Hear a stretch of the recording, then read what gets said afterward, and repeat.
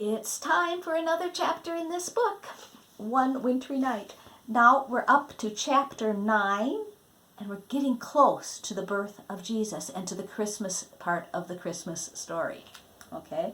The title of chapter 9 is The Time Grows Short. No pictures, so I'll turn it like this to read. Since Jesus would be born in Israel, at first only the Israelites would know about him. But God would want them to tell others, who would in turn tell even more people, until the whole world heard about Jesus. It would be easier if many people spoke the same language. They had to be able to travel to distant places, too, so the furthest city and countries beyond the sea could hear. For that, they needed good roads and strong ships. Still, it was not time. Hundreds of years went by. That might seem to us like a long time to wait, but what takes a year on earth, to God is only the blinking of an eye. Finally, a city called Rome was built. The armies of Rome conquered all the countries around, including Israel. To make sure all the countries that were conquered obeyed them, the Romans built roads for their armies. These stone paths were bigger and better than any roads the people had ever seen. The Romans also built hundreds of fast, sturdy ships that chased the pirates off the sea.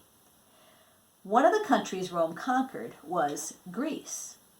The language of Greece sounded so beautiful that many people throughout the Roman Empire began to speak it, and God, listening, knew that Greek would be a perfect language for spreading the news of his rescue. God had already said that his son would be born in Israel, and through the prophet Micah, God revealed the exact place where his Savior would be born.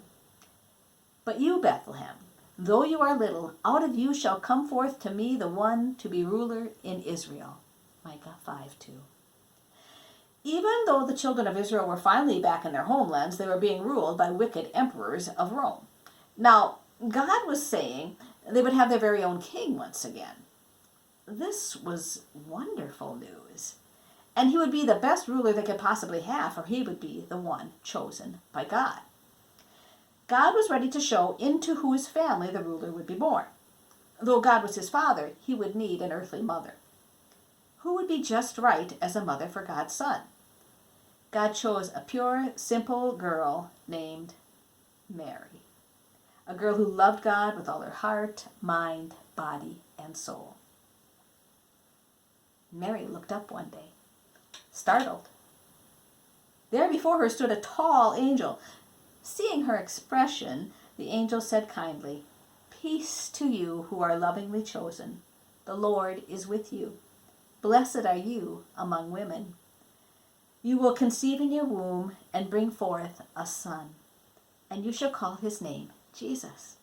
He will be great, and he will be called the Son of the Highest.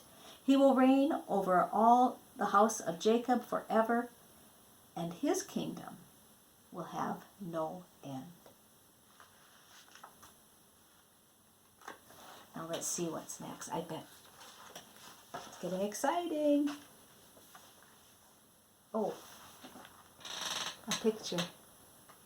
We don't know what Mary looked like, but this is a beautiful picture of what she might have looked like. Mary was amazed. She could hardly speak, but she had always loved God. She tried not to only to obey him, but also to please him in everything. So she bowed low, saying to the angel, "I am the Lord's servant. May it be to me as you have said." Mary was engaged to a kind, strong man named Joseph. He could trace his relatives back to King David. Joseph was only a poor carpenter in Nazareth, but he married Mary and cared for her tenderly as the time drew near for her baby to be born.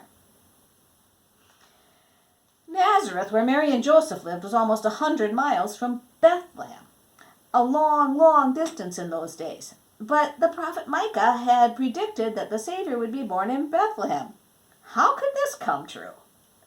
The emperor in Rome was Caesar Augustus, meaning Caesar the Splendid. One day Caesar decided to count all the people in his huge empire. That way he would know how much tax money he could collect from all of them. To keep track of all the different groups of people, Caesar decided people should go back to the town where they were born and pay their taxes there. Well, when Caesar Augustus decided something, it became a law. He did not know it was God who gave him the idea. All over the Roman world, people had to return to their hometowns to pay their taxes. It was hard for some people to do this, but when Caesar said go, people went. And that's how Mary and Joseph ended up in Bethlehem. God sure went through a heap of trouble, Zeb said. More than I'd have done. More than any of us would have done, said the woman. That's the end of that chapter. And next time I will read about the birth of baby Jesus. Please come back and listen to the story again.